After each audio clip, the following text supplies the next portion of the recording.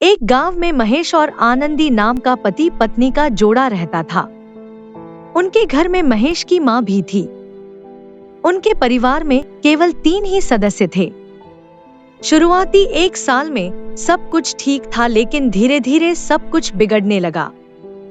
महेश और महेश की माँ आनंदी को हर बात के लिए डांटने लगे, क्योंकि आनंदी अब मोटी होने लगी थी। छोटे छोटे कामों के बीच महेश की माँ आनंदी को खूब डांटने लगी, जिसे सुनकर आनंदी अकेले में रोती रहती। एक दिन महेश अपने काम पर जाने वाला था। उसने आनंदी को आवाज लगाई, अरे आनंदी, खाना लगाओ मेरे लिए, बहुत जोरों से भूख लगी है, मुझे फिर काम पर भी तो जाना है। महेश और महेश की माँ दोनों टेबल पर बैठ जाते हैं और खाने का इंतजार करने लगते हैं। आनंदी को खाना ले जाने में थोड़ी देर हो जाती है, तो महेश और महेश की माँ दोनों कहते हैं, खाना लाने में इतना समय? वहाँ से यहाँ तक लाने में ही तुमने सारी पूड़ियों को ठंडा कर दिया है। अब मैं ठंडा खाना कैसे खाऊं? आनंदी उन दोनों की बातों को सर झुकाए सुनती रहती है और कुछ नहीं कहती। इतने में महेश आनंदी से कहता है, अब यहाँ खड़े खड़े मेरा मुंह क्या देख रही हो? जाओ, जाकर पानी लेकर आओ। आनंदी थोड़ी देर में पानी लेकर आती है। महेश खाना खाकर अपने काम पर चला जाता है। महेश की माँ सोफे पर बैठी हुई होती है। तभी पड़ोस की एक बूढ़ी औरत उनके घर आती है। देखो लक्ष्मी, मैं क्या कह रही हूँ, तुम्हारा बेटा तो एकदम हीरो के जैसा है, लेकिन तुम्हारी बहू दिन ब दिन मोटी और बदसूरत होती जा रही है। हाँ बहन जी, कह तो आप सही रही हैं, लेकिन अब कर भी क्या सकते हैं। उन दोनों की सारी बातें आनंदी छुपकर सुन रही थी। अरे बहन जी, मैं तो कह रही हूँ, ऐसी बहू को समाज के सामने भी नहीं ले जा सकते, सब देखकर हंसेंगे उसे। अब आनंदी का सब्र का बांध टूट चुका था। वह बाहर आती है और उन दोनों से कहती है, माँ जी, अब बस बहुत हो गया, अब मैं इस घर को छोड़कर जा रही हूँ। हाँ हाँ, बड़ी आई जाने वाली, मुझे भी तो बताओ, आखिर तुम जाओगी कहाँ ये घर छोड़कर?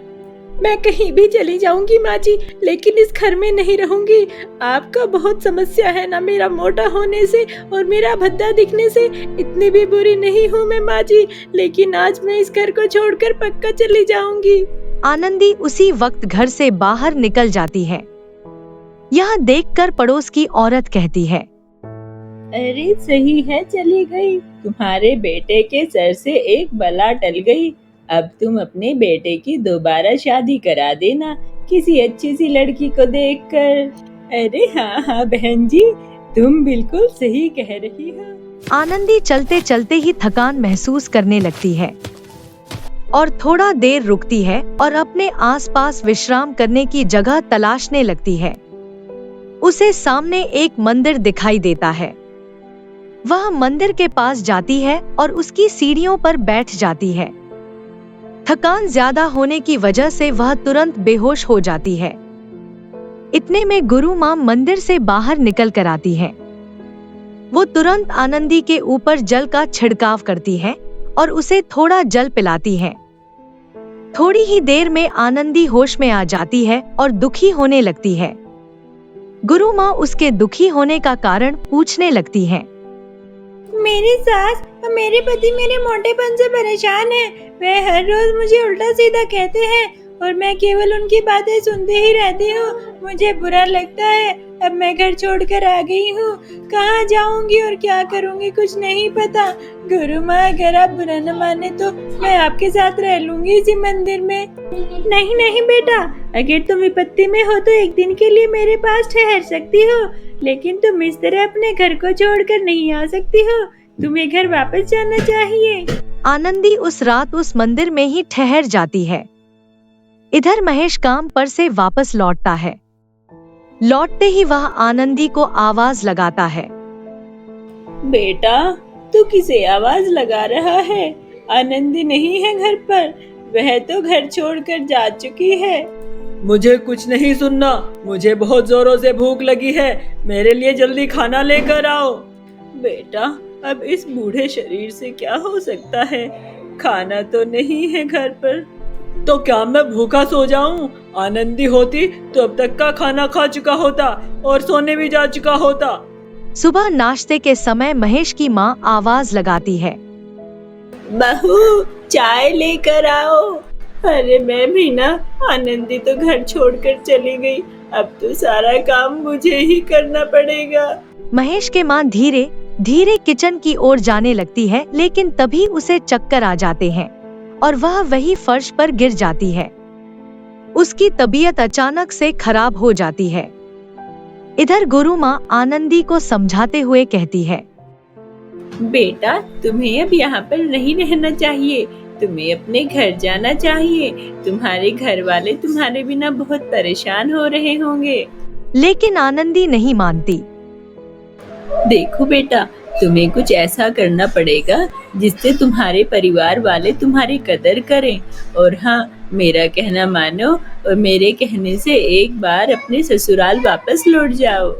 आनंदी गुरु माँ का आशीर्वाद लेकर घर की ओर रवाना हो जाती है।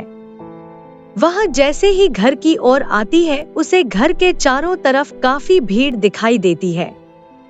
जैसे ही वह घर में घुसती है और देखती है कि उसकी सासू माँ बिस्तर पर पड़ी हुई है और गांव के कुछ लोग उसके चारों तरफ खड़े हुए हैं। क्या हुआ है मेरी सासू माँ को? ये ऐसे क्यों पड़ी हुई है और इतनी भीड़? आखिर क्या बात है? अरे बेटा, होना क्या था, तुम तो यहाँ पर थी नहीं, तो शायद तुम्हारी सासू माँ खाना बनाने के लिए रसोई में जा रही थी, तभी अचानक इन्हें चक्कर आया और ये बेहोश हो गई। अरे तो फिर डॉक्टर को बुलाओ या फिर एम्बुलेंस को फोन करो। बहू, हमने वो सब कर लिया, लेकिन एम्बुलेंस और डॉक्टर दोनों को ही आने में अभी आधा घंटे से ज्यादा वक्त लग जाएगा। अरे इतनी देर में तो मेरी सासू माँ मर जाएगी। नहीं नहीं, मुझे ही कुछ करना होगा। हाँ।